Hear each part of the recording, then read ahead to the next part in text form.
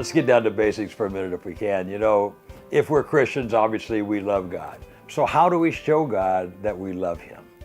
Jesus said, if you love me, keep my commandments. So we have 10 commandments, all right? And it's hard to keep track of them. I mean, 10 commandments, I mean, right now, if I were to have to name all 10 commandments here right now, I might struggle with that a little bit. How would you like it if you only had to take 2 commandments, just focus on 2 commandments? When they asked Jesus, what's the most important commandment? He did just that for us. He said, you know, the first commandment is love the Lord thy God with all the heart and thy mind and thy soul. And the second is like unto it, love your neighbor as yourself. All right?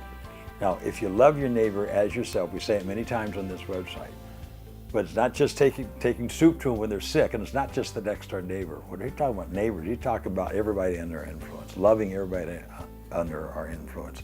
And if we love everybody like we love ourselves, that we are as concerned about their eternal destination as we are our own. And we can't say that enough on this program. I mean, that's really important to understand. Do you remember the exchange between Jesus and Peter when they just caught all the fish, and now Peter's come to Jesus, and Jesus says to Peter, Peter, do you love me?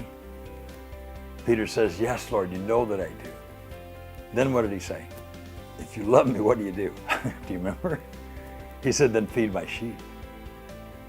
And he said to him again, Peter, do you really love me? And he said, Lord, you know I love you. You know that I love you. He said, then feed my sheep. He said that 3 times. So I don't want to go into the connotations of phileo and agape in the Greek and talk about that. That's a fascinating subject. But the fact of the matter is, he said, then Peter, feed my sheep 3 times. Do you love me? Do you really love me? Then feed my sheep. Do you see, that is the very same admonition he gives us in the commandments. Love me and love your neighbor as yourself. You know, it's all there. And when we do that, it all comes alive. And here's the great payoff. Most Christians are walking around without any joy. There's just no joy. I've been there. I did the work of the church. I worked so hard in the church. It was almost like I was Jewish and then I was trying to earn my way into heaven. I mean, Karen and I were there Sunday morning and Sunday night and weeknights, and we raised our hands for everything, you know, and I was chairman of this and chairman of that. And I went for years doing all that, and I was as dry as a bone. I mean, I was dry. I mean, I wasn't in sin, but I was just dry. I had no joy. It was when I started understanding that when you share your faith, you're in the game, and it all starts flowing and all that. And I started having joy and started getting this, and it's been overflowing ever since. And it was after that happened in my life that I discovered this wonderful passage of scripture in John 15:11. It's the last parable that Jesus gave his disciples. It was about the fig tree. I know you remember, but remember it in context now. He said, if you're not bearing fruit, if you're not sharing your faith, you get dry. You just get dry branches.